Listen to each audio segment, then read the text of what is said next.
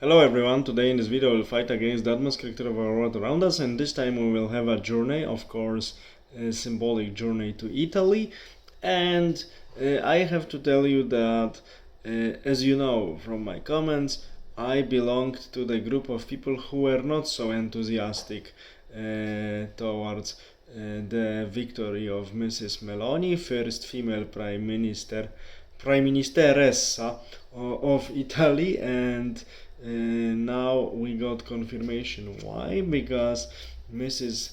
Meloni, actually her Euro deputies from her party, uh, um, supported and at the same time helped Mrs. von der Leyen to stay at the position of the head of European Commission and so on, and avoid the trial for the all of the issues connected with Pfizer and this great supplies of goods we didn't need and so on, and great corruption scandal behind it.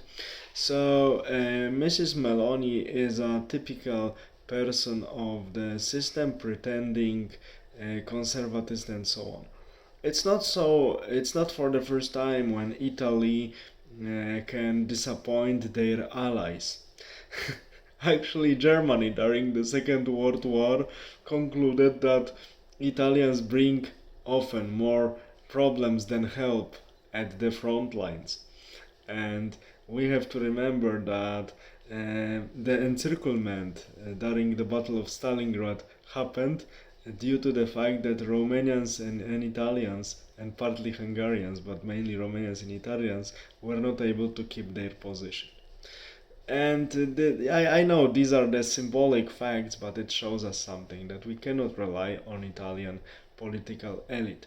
It doesn't mean that there are no Italian patriots and people who would be proper collaborators for the future initiatives of conservatives for Europe. It doesn't mean that I'm not getting at this, but what am I getting at is the fact that Italy still needs to undergo quite long process of new elite, more patriotic and less corrupted elite crystallization.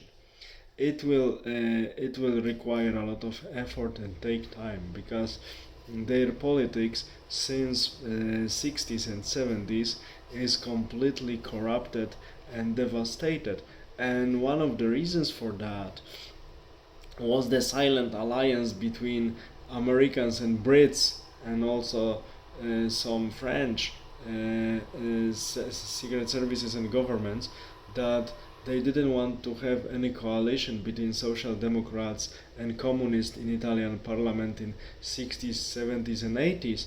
That is why so-called Christian democratic parties were always helped to be the winners of the election and have prime minister. This is one of the reasons why the electoral system in Italy works this way, that the party that wins the election, even with the narrow margin of vote, always has a prime minister, because it was giving a possibility of keeping communists out of the government in Italy during the Cold War period. And this system really supported and facilitated corruption and the rottening process of Italian political elites. And now they are rotten so much that we see the outcome, that almost everyone who comes from these circles is actually in the pockets of Western powers, and now the Western power on the continental Europe that really rules this continental Europe. From the Italian perspective, we should call it Northern power, is Germany. That is why even Mrs. Meloni, despite the fact she was pretending conservatives and so on, she is a servant of German, so pro-EU interest, and she manifested it with the support with her deputies for Mrs. Ursula von der Leyen. And we have still the same deputy of European Commission and so on. This is the problem that we have to deal with, but first Italians need to deal with. As of now, as conservatists and nationalists of Europe, we cannot rely on any existing Italian political force that still matters something on their political scene. New forces need to be crystallized. All the best, have a nice day, bye.